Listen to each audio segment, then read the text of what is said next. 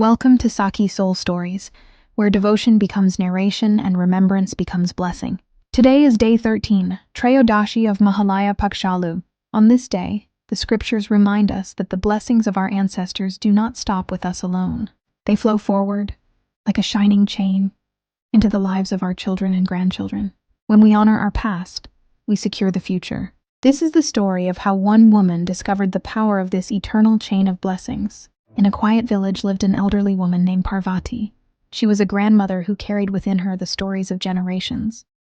Every year during Pitru Paksha, she would lead her family in the rituals. She would light the lamp, prepare the offerings, and recite the names of her forefathers with clarity and devotion. Her children and grandchildren often wondered why she placed such importance on these acts. One year, her grandson, a bright young boy, asked her, "Amma, why do you spend so much time remembering people who are no longer here? How can they help us now?" Parvati smiled gently and placed her hand on his head.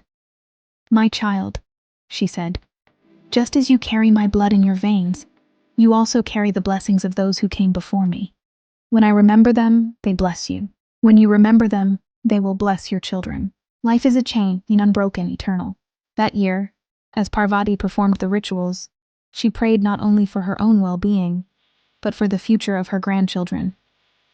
She offered food, poured water, and whispered, "May my grandchildren be protected. May their lives flourish with health, knowledge, and peace."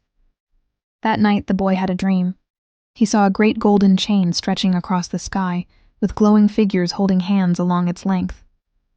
At one end stood his great-great-grandparents, and at the other end stood children yet to be born. Each link in the chain was bright, and he realized he too was a part of this chain. When he woke, he ran to his grandmother and told her of the dream. She smiled, her eyes glistening with joy. "Now you understand, child. When we perform these rituals, we are not only remembering, we are connecting. We are making sure the chain stays strong." From then on, the boy grew into a man who carried devotion in his heart. He taught his own children the same rituals, repeating the names, preparing the offerings, ensuring the chain was never broken. And here, once more, we see the sacred responsibility of women. It was Parvati who preserved the names, who held the family together, who lit the lamps year after year. Without her, the rituals would have faded. With her, the blessings flowed forward, binding the family to its roots and guiding its branches toward the future. Trayodashi teaches us that remembrance is not just about the past, it is about continuity. The ancestors do not bless only those who perform the rituals. Their blessings extend to children, grandchildren, and to the unborn. The chain of blessings is eternal, held together by devotion. This is Sakhi Soul Stories, where every story is a flame of faith, and every woman is the guardian of that flame.